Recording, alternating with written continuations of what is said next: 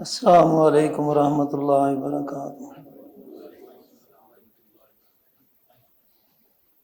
الحمد للہ نحمدہ ونستعینہ ونستغفرہ ونؤمن بہ ونتوکل علیہ ونعوذ باللہ من شرور انفسنا ومن سیئات اعمالنا من يهده الله فلا مضل له ومن يضلل فلا هادي له واشهد ان لا اله الا الله وحده لا شريك له واشهد ان محمدا عبده ورسوله اللهم صل على محمد وعلى آل محمد كما صليت على إبراهيم وعلى آل إبراهيم إنك حميد مجيد اللهم بارك على محمد وعلى آل محمد كما باركت على إبراهيم وعلى آل إبراهيم إنك حميد مجيد أما بعد فإن خير الحديث كتاب الله وخير الهدي هدي محمد صلى الله عليه وسلم وشر الأمور محدثاتها وكل محدثة بدعة وكل بدعة ضلالة وكل ضلالة في النار أعوذ بالله من الشيطان الرجيم بسم اللہ الرحمن الرحیم وقضى ربك الا تعبدوا الا اياه وبالوالدين احسانا اما يبلغن عندك الكبر احدهما او كلاهما فلا تقل لهما اف ولا تنهرهما وقل لهما قولا كريما واخفض لهما جناح الذل من الرحمة وقل رب ارحمهما كما ربياني صغيرا۔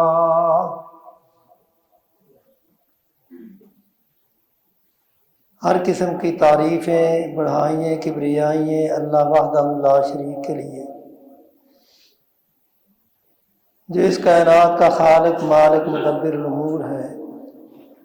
بے شمار اور ان گنت درود و سلام ہوں سید الکونین خاتم النبیین محمد الرسول اللہ صلی اللہ علیہ وسلم کی ذات گرامی ہے۔ اللہ تعالیٰ کا بہت بڑا احسان ہے کہ اس نے ہمیں انسان پیدا کیا، اور انسان پیدا کرنے کے بعد ہماری ضرورت کی تمام چیزوں کو، بلکہ یہ کہہ لیں کہ دنیا میں جس چیز کو بھی اللہ نے تخلیق کیا ہے اس کو ہمارے فائدے کے لیے کیا ہے، کیونکہ اللہ تعالیٰ فرماتے ہیں وَالَّذِي خَلَقَ لَكُم مَّا فِي الْأَرْضِ جَمِيعًا، اللہ وہ ہے جس نے تمہارے فائدے کے لیے زمین میں جو کچھ ہے اسے پیدا کیا ہے۔ یعنی انسان کو ایک مقصد کے لیے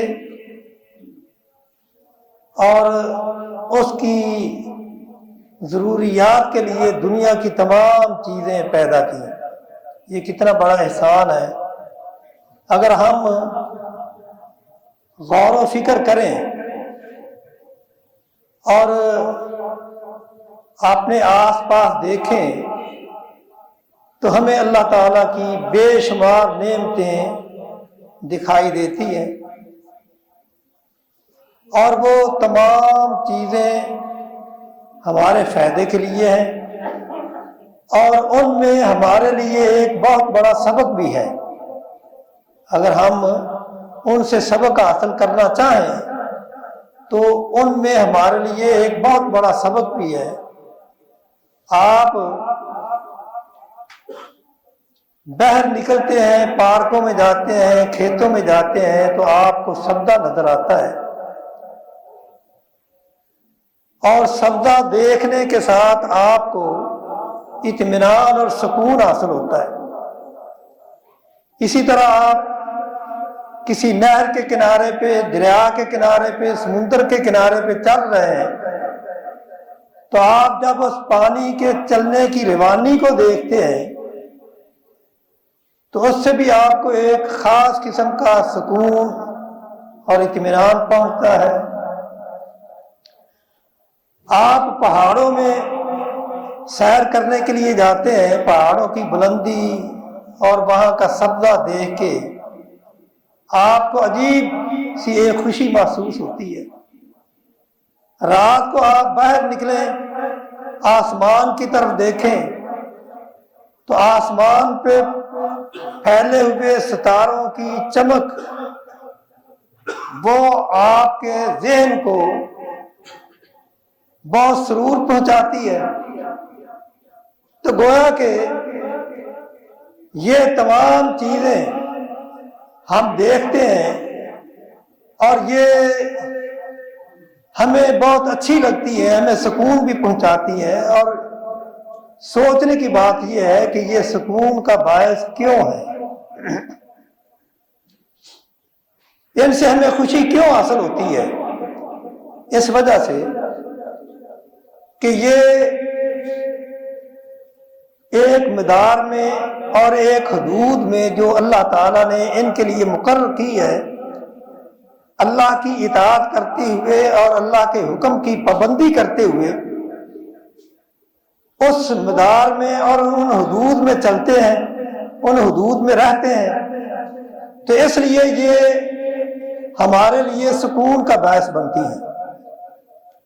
اور اگر یہی چیزیں اپنے اس مقدار سے نکل جائیں، پہاڑ جو ہے ہلنے لگیں، سمندر اپنی حدود سے نکل کے بحر کی طرف آ جائیں، تو یہی چیزیں ہمارے لیے خوف کا باعث بن جائیں۔ جہاں ان سے ہم سکون حاصل کرتے ہیں، ان سے ڈرنے لگیں، ڈر محسوس کریں، اور یہ اس میں ہمارے لیے بہت بڑا سبق ہے کہ انسان کو اللہ تعالیٰ نے پیدا کیا اور اس کی کچھ حدود اور قیود مقرر کی ہے اور اسے پابند کیا ہے کہ ان حدود میں رہتے ہوئے اللہ کی اطاعت میں اس نے اپنی زندگی بسر کرنی ہے۔ اگر وہ ان حدود و قیود کا خیال رکھتے ہوئے دنیا میں اپنی زندگی بسر کرے گا تو وہ دوسروں کے لیے اطمینان کا باعث ہوگا۔ کیوں؟ اس لیے کہ کوئی انسان ایسا پیدا نہیں کیا گیا جو کسی کا محتاج نہ ہو۔ ہر انسان دوسرے انسان کا محتاج ہے، اور اس لیے اللہ تعالیٰ نے انسانوں پر حقوق مقرر کیے۔ اگر وہ اس دائرے میں رہتے ہوئے جو اللہ تعالیٰ نے اس کا مقرر کیا ہے، اللہ اور اس کے رسول کی اطاعت کرتے ہوئے ان حقوق کو ادا کرتا ہے، تو یہ بہترین انسان ہے، اور یہ ایسا انسان ہے جس سے دوسرے انسانوں کو فائدہ پہنچتا ہے۔ اور ایسے انسان کی اللہ تعالیٰ کے رسول صلی اللہ علیہ وسلم نے تعریف کی ہے، المسلم من سالم المسلمون من لسانہ ویدہ، مسلمان وہ ہے جس کے ہاتھ اور زبان سے دوسرے مسلمان محفوظ رہیں۔ اب دیکھنا یہ ہے کہ اللہ تعالیٰ نے انسان کو پیدا کیا، اس کے اوپر اللہ کے حقوق بھی ہیں اور بندوں کے حقوق بھی ہیں۔ اللہ تعالیٰ اپنے حقوق کو تو جس طرح چاہے وہ معاف کر دیتا ہے، لیکن حقوق العباد وہ اس وقت تک معاف نہیں ہوتے جب تک حق والا اپنا حق نہ چھوڑے۔ اور حقوق العباد میں سے سب سے پہلا حق جو اللہ نے بیان کیا ہے وہ ماں باپ کا حق ہے۔ اس لیے آپ نے قرآن جب پڑھتے ہیں تو آپ کو جہاں اللہ تعالیٰ کی عبادت کا حکم ہوتا ہے وہیں ماں باپ کے ساتھ اچھا سلوک کرنے کا بھی حکم دیا جاتا ہے۔ وَقَضَىٰ رَبُّكَ أَلَّا تَعْبُدُوا إِلَّا إِيَّاهُ وَبِالْوَالِدَيْنِ إِحْسَانًا، یعنی تیرے رب نے یہ حکم دیا ہے، یہ فیصلہ کیا ہے کہ ایک اللہ کی عبادت کرو، اللہ کے سوا کسی اور کی عبادت نہیں کرنی، اور ماں باپ کے ساتھ احسان کرنا ہے۔ وَإِذْ أَخَذْنَا مِيثَاقَ بَنِي إِسْرَائِيلَ لَا تَعْبُدُونَ إِلَّا اللَّهَ وَبِالْوَالِدَيْنِ إِحْسَانًا وَذِي الْقُرْبَىٰ وَالْيَتَامَىٰ وَالْمَسَاكِينِ وَابْنِ السَّبِيلِ وَقُولُوا لِلنَّاسِ حُسْنًا وَأَقِيمُوا الصَّلَاةَ وَآتُوا الزَّكَاةَ۔ اللہ تعالیٰ فرماتے ہیں کہ ہم نے تم سے یہ وعدہ لیا ہے کہ تم نے میری عبادت کرنی ہے اور اپنے ماں باپ کے ساتھ اچھا سلوک کرنا ہے۔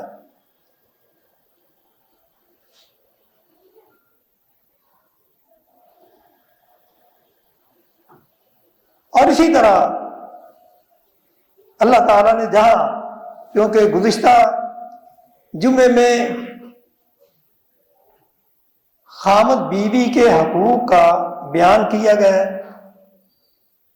اور اللہ تعالیٰ نے ان کے حقوق کو بیان کرنے کے بعد والدین کے حقوق کا تذکرہ کیا ہے، کیونکہ عموماً ایسا ہوتا ہے کہ کتنے ہی نوجوان ایسے ہیں جو اپنی بیوی کو خوش کرنے کے لیے اپنے ماں باپ کو ناراض کر بیٹھتے ہیں۔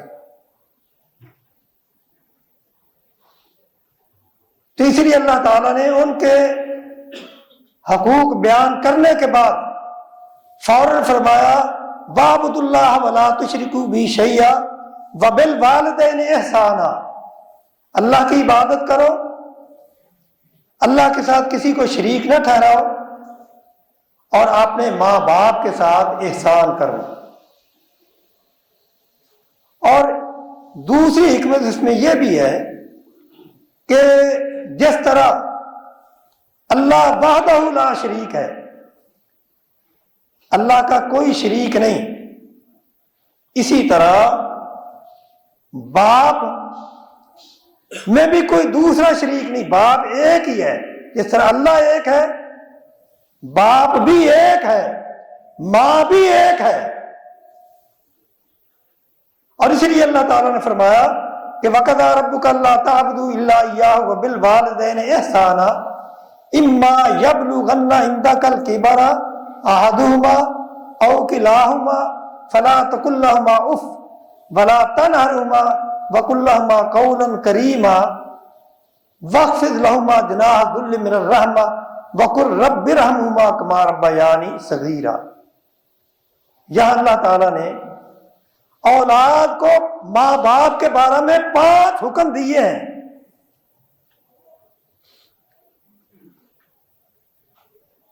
اللہ تعالیٰ فرماتے ہیں اگر دونوں میں سے ایک یا دونوں تمہاری زندگی میں، تمہاری جوانی میں بوڑھے ہو جائیں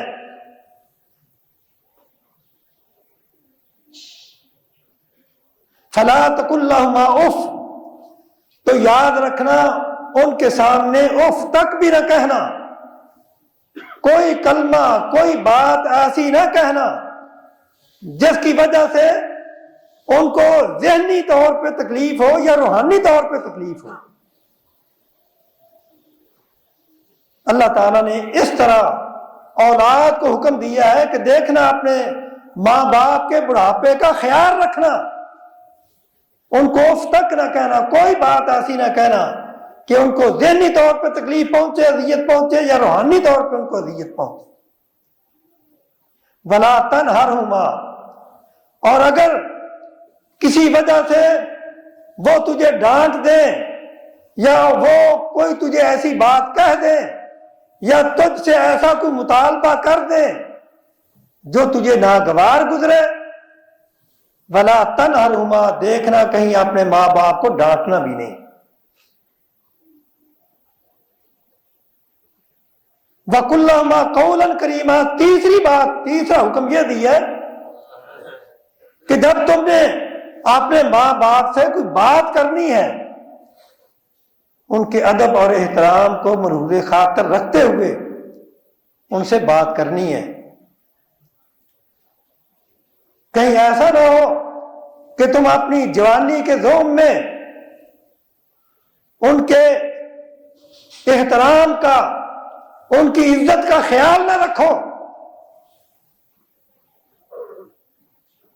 وَقُلْ لَهُمَا قَوْلًا كَرِيمًا وَاخْفِضْ لَهُمَا جَنَاحَ الذُّلِّ. یعنی اس کی تفصیل میں نہیں جاتا، صرف بات آپ کو سمجھانے کے لیے صرف یہی بتانا چاہتا ہوں کہ 5 حکم کون سے ہیں. سب سے پہلا کہ ان کے لیے کوئی ایسی بات نہ کہنا جس سے ان کو ذہنی یا روحانی تکلیف ہو، اور ان کے سامنے اونچی نہ بولنا، ان کو ڈانٹ ڈپٹ نہ کرنا، اور ان سے جب بات کرنی ہے تو ان کے ادب کو ملحوظ خاطر رکھتے ہوئے اس طرح بات کرنا جس طرح ایک غلام اپنے آقا کے سامنے جھک کے بڑی عاجزی سے بات کرتا ہے. وَاخْفِضْ لَهُمَا جَنَاحَ الذُّلِّ مِنَ الرَّحْمَةِ، ان پر شفقت اور مہربانی کرتے ہوئے اپنے آپ کو ان کے سامنے عاجزی اور انکساری سے پیش کرنا. اور 5واں حکم یہ ہے وَقُلْ رَبِّ ارْحَمْهُمَا كَمَا رَبَّيَانِي صَغِيرًا، جہاں تو نے ان کی خدمت کرنی ہے، ان کی خدمت کرنے کے ساتھ ساتھ ان کے لیے دعا بھی کیا کرنا.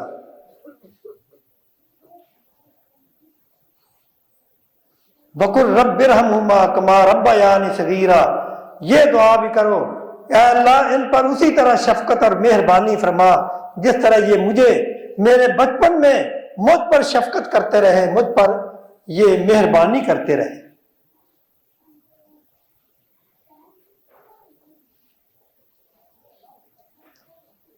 احسان کا معنی، احسان حسن سے ہے نا، وَاعْبُدُوا اللَّهَ وَلَا تُشْرِكُوا بِهِ شَيْئًا وَبِالْوَالِدَيْنِ إِحْسَانًا وَبِذِي الْقُرْبَى وَالْيَتَامَى وَالْمَسَاكِينِ وَابْنِ السَّبِيلِ وَالْجَارِ ذِي الْقُرْبَى وَالْجَارِ الْجُنُبِ وَالصَّاحِبِ بِالْجَنبِ.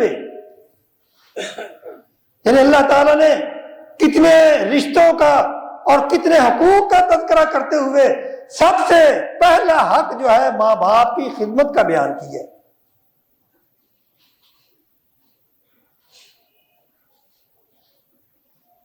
قُلْ تَعَالُوا أَتْلُ مَا حَرَّمَ رَبُّكُمْ عَلَيْكُمْ. اللہ تعالیٰ فرماتے ہیں کہ آپ ان کو مخاطب کر کے یہ فرمائیں کہ آؤ میں تمہیں بتاتا ہوں کہ تمہارے رب نے تمہیں کیا حکم دیا ہے. وَلَا تُشْرِكُوا بِهِ شَيْئًا وَبِالْوَالِدَيْنِ إِحْسَانًا، تم اللہ کے ساتھ کسی کو شریک نہ ٹھہرانا، اپنے ماں باپ کے ساتھ احسان کرنا.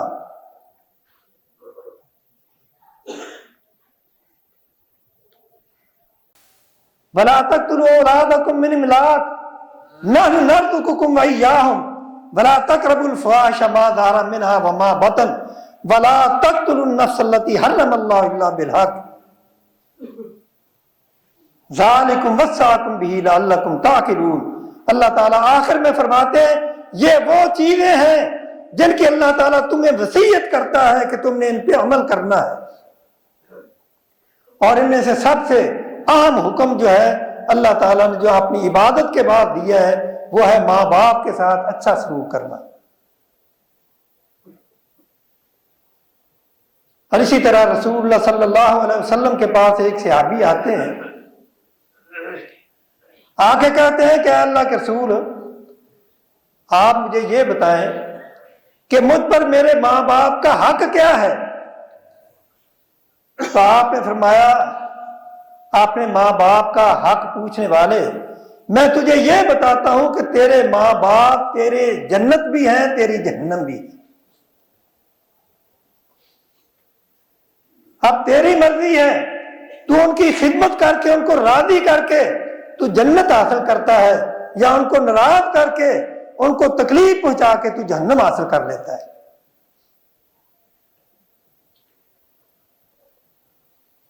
تو ماں باپ کے لیے اولاد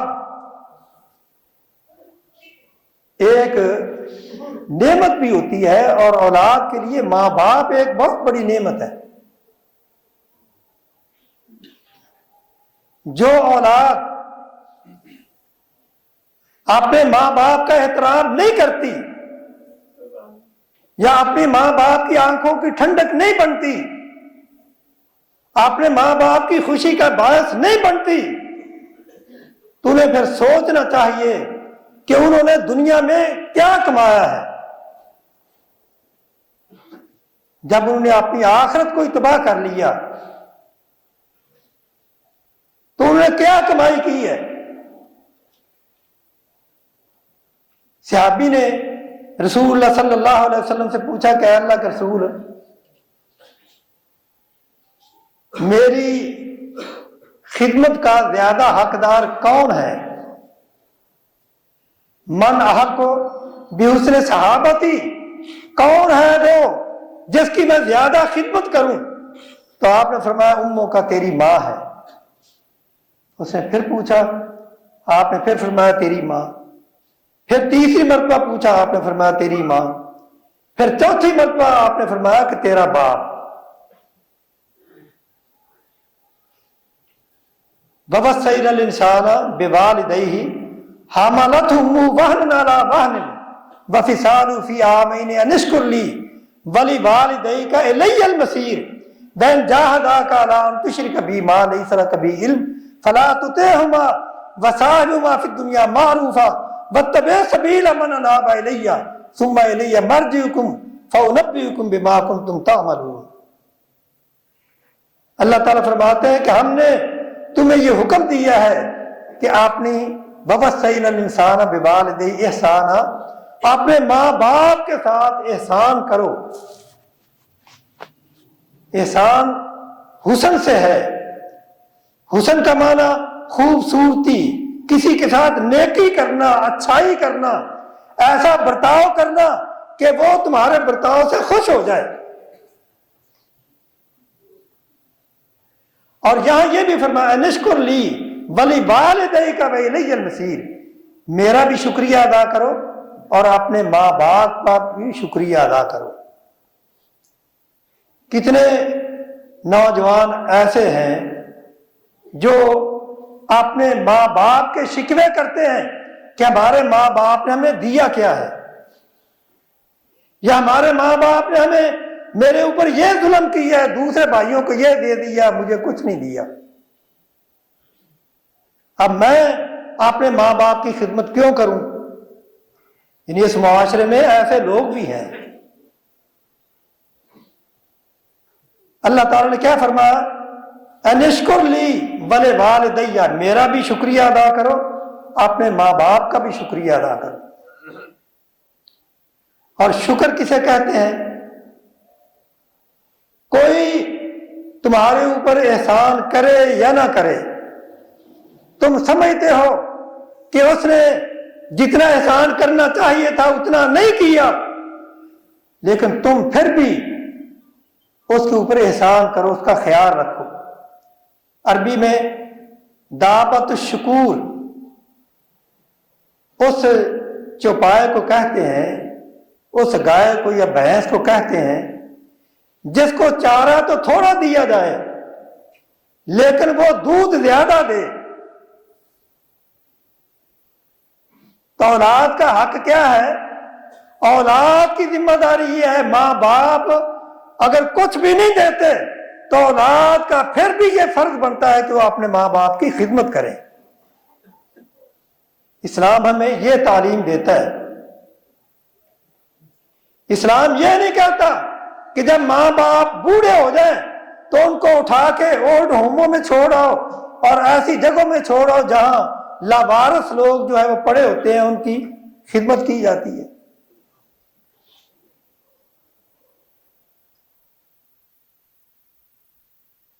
اللہ تعالیٰ نے بار بار یہ حکم دیا ہے۔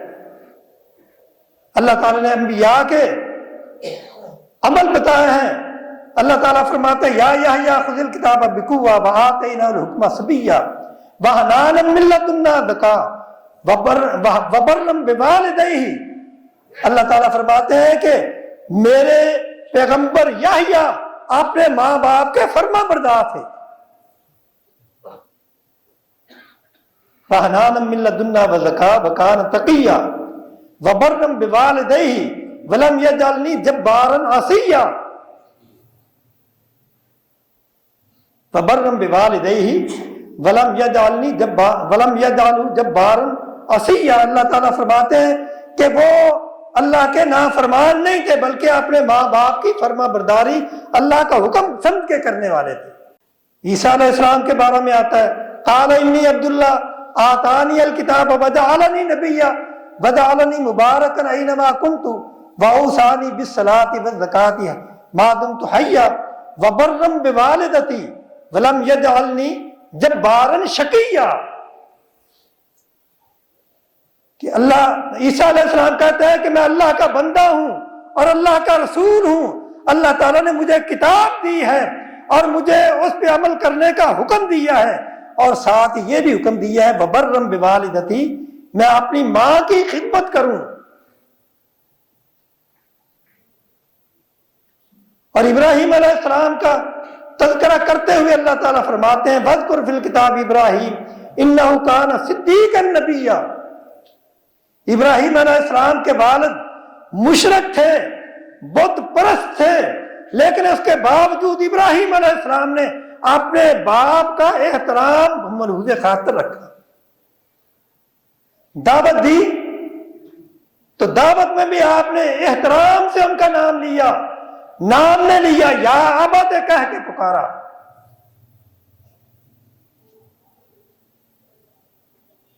اذ قال لأبيه يا أبت لم تعبد ما لا يسمع ولا يبصر ولا يغني عنك شيئا يا أبت إني قد جاءني من العلم ما لم يأتك فاتبعني أهدك صراطا سويا يا أبت لا تعبد الشيطان إن الشيطان كان للرحمن عصيا.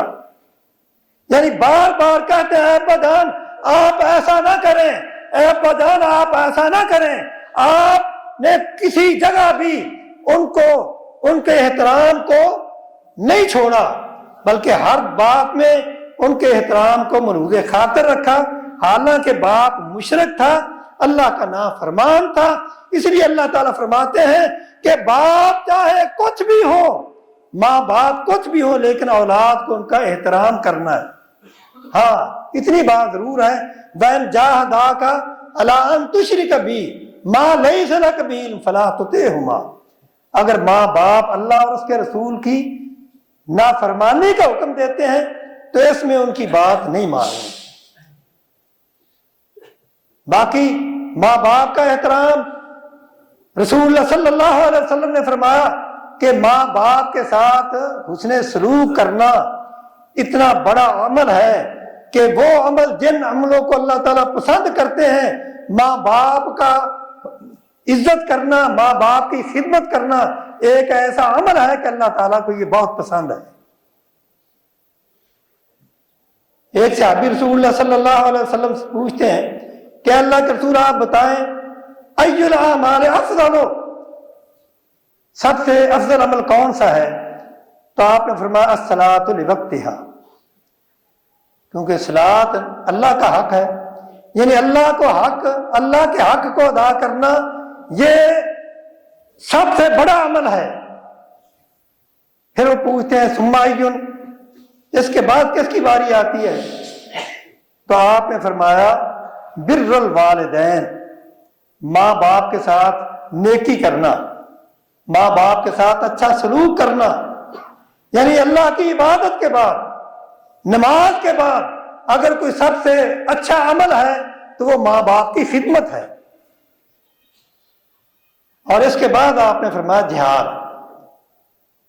بلکہ ماں باپ کی خدمت کو آپ نے جہاد سے مقدم رکھا ہے. ایک صحابی یمن سے آئے اور آ کے کہتے ہیں اللہ کے رسول میں جہاد پہ جانا چاہتا ہوں.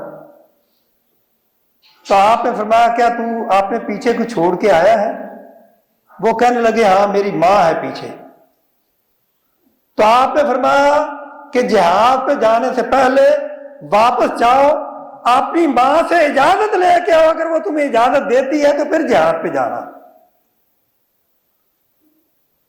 اور ایک موقع پہ آپ نے فرمایا کہ ماں باپ کی خدمت کرو، یہی تمہارا جہاد ہے، فجاہد فیہما، یعنی ان کی خدمت کر کے جہاد کا ثواب حاصل کر لو۔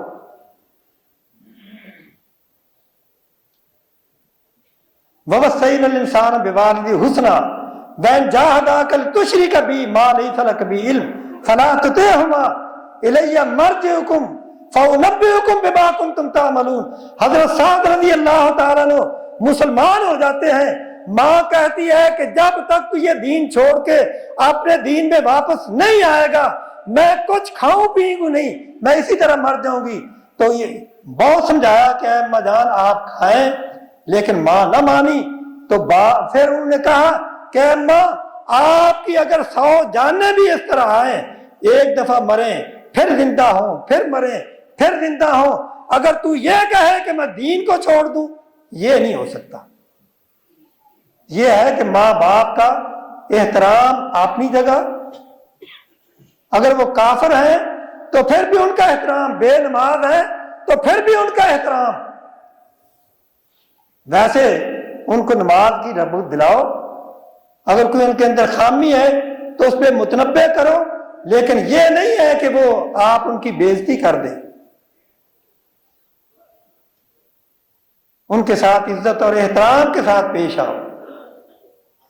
حضرت اسماء رضی اللہ تعالی عنہ ہجرت کر کے مدینہ میں چلی گئی رسول اللہ کے ساتھ، تو ان کی والدہ کافر تھی۔ وہ جب صلح حدیبیہ ہوئی اس کے بعد آنے جانے کی اجازت تھی، وہ مدینہ میں آئی اور اپنی بیٹی کو ملنے چلی گئی، تو بیٹی رسول اللہ صلی اللہ علیہ وسلم سے پوچھتی ہے اے اللہ کے رسول میری ماں وہ کافر ہے، وہ میرے پاس آئی ہے اور وہ کچھ چاہتی ہے کہ میں اس کی خدمت کروں، تو کیا میں اس کی خدمت کر سکتی ہوں؟ رسول اللہ صلی اللہ علیہ وسلم نے فرمایا کہ تیری ماں ہے تو اس کی خدمت کر۔ کیوں؟ اس لیے کہ اللہ تعالیٰ یہ حکم دیتا ہے وَوَصَّيْنَا الْإِنسَانَ بِوَالِدَيْهِ إِحْسَانًا حَمَلَتْهُ أُمُّهُ كُرْهًا وَوَضَعَتْهُ كُرْهًا وَحَمْلُهُ وَفِصَالُهُ 30 شهرا حتى إذا بلغ أشده وبلغ 40 سنة قال رب أوزعني أن أشكر نعمتك التي أنعمت علي وعلى والدي وأن أعمل صالحا ترضاه وأصلح لي في ذريتي إني تبت إليك وإني من المسلمين۔ اللہ تعالیٰ فرماتے ہیں کہ تمہارے ماں باپ نے تمہارے لیے بڑی مصیبتیں اٹھائی ہیں، لہذا کچھ بھی ہو جائے تم نے ان کی خدمت سے منہ نہیں پھیرنا، تم نے ان کی خدمت کرنی ہے۔ ہاں اگر اللہ اور اس کے رسول کے خلاف کو حکم دیتے ہیں وہ نہ مانے، باقی ہر کام ان کی خدمت کریں اور ان کا حکم بھی مانیں، لیکن اور ان کے لیے دعا بھی کرتے رہیں، ان کے لیے دعا بھی کریں۔ ایک صحابی رسول اللہ صلی اللہ علیہ وسلم کے پاس آئے، آ کے کہنے لگے کہ اے اللہ کے رسول میرا باپ وہ جب چاہتا ہے میرے مال میں سے کچھ لے جاتا ہے، آپ پابندی لگائیں کہ وہ ایسا نہ کریں، میری بات وہ مانتے ہی نہیں۔ باپ بوڑھا تھا، باپ بھی رسول اللہ صلی اللہ علیہ وسلم کے پاس آیا، آپ نے پوچھا تو باپ کہتا ہے کہ اے اللہ کے رسول ایک وقت وہ تھا کہ یہ کمزور تھا، یہ محتاج تھا، اس کے پاس کچھ نہیں تھا، میرے پاس سب کچھ تھا، میں اس کی خدمت کرتا رہا، بلکہ اس کے پاس مال نہیں تھا، میرے پاس مال تھا، تو میں یہ اپنا مال کبھی اس سے چھپایا نہیں تھا، میں اس کو کہتا بیٹا جو تیرا دل چاہتا ہے وہ لے لے، جو تیرا دل چاہتا ہے وہ لے لے۔ کیا آج بھی ماں باپ ایسا ہی کرتے ہیں کہ نہیں؟ کیوں جی؟ ماں باپ اپنی اولاد کے لیے کیا کچھ نہیں کرتے؟ اے اللہ کے رسول اب وہ وقت آ گیا ہے، میں بوڑھا ہو چکا ہوں، میرے پاس کچھ نہیں، میں کام نہیں کر سکتا، اور یہ جوان ہے، اس کے پاس پیسے ہیں، اب جب یہ لیتا ہوں تو یہ مجھے روکتا ہے۔ اے اللہ کے رسول، میں نے اپنی جوانی میں جب یہ محتاج تھا کبھی اسی کو نہیں روکا، یہ مجھے روکتا ہے۔ رسول اللہ صلی اللہ علیہ وسلم نے جب باپ کی باتیں سنی آنکھوں میں آنسو آ گئے، اور ساتھ ہی اس نوجوان کو مخاطب ہو کے فرمایا، اے نوجوان، مالو کا انت و مالو کا لابی کا، تو اور تیرا مال تیرے باپ کا ہے، تیرے باپ کو اجازت ہے کہ تیری اجازت کے بغیر جو چاہے وہ لے لے۔ یہ ہے اسلام، یہ تعلیم دی ہے نبی صلی اللہ علیہ وسلم نے۔ آج آپ ان کی تعلیمات کو چھوڑ کے ان کی تعلیمات کو لیتے ہیں جو آپ کو ماں باپ کا نافرمان بناتے ہیں۔ ایک اور صحابی عمر بن سمرہ جوہنی، وہ رسول اللہ صلی اللہ علیہ وسلم سے پوچھتے ہیں، اللہ کے کہتے ہیں کہ ایک آدمی آیا رسول اللہ کے پاس، آ کے کہنے لگا کہ اللہ کے رسول، میں اللہ کی ایک ہونے کی گواہی بھی دیتا ہوں، آپ کے نبی ہونے کی گواہی بھی دیتا ہوں، نمازیں بھی پڑھتا ہوں، روزے بھی رکھتا ہوں، صدقہ خیرات بھی کرتا ہوں۔ تو آپ نے 2 انگلیاں کر کے فرمایا، اگر تو یہ کام کرتا ہے تو قیامت کے دن انت مان نبیین والصدیقین والشہداء والصالحین ما لم یعق لوالدیہ، ما لم یعق لوالدیہ، جب تو یہ عمل کرتا ہے تو جنت میں جائے گا، نبیوں کے ساتھ ہوگا، جب تک تو اپنے ماں باپ کی نافرمانی نہیں کرے گا۔ اگر تو اپنے ماں باپ کا نافرمان ہوا تو یاد رکھو یہ عمل تجھے کوئی فائدہ نہیں پہنچائیں گے۔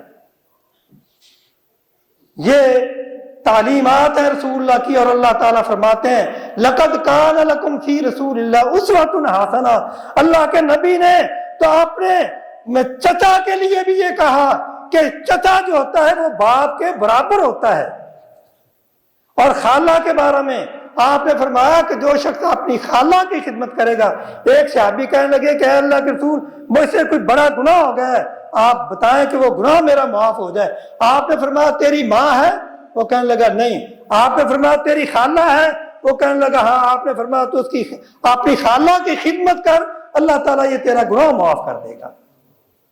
یعنی اسلام تو ہمیں یہ تعلیم دیتا ہے۔ اللہ تعالیٰ ہمیں عمل کرنے کی توفیق عطا فرمائے۔ وآخر دعوانا ان الحمد للہ رب العالمین۔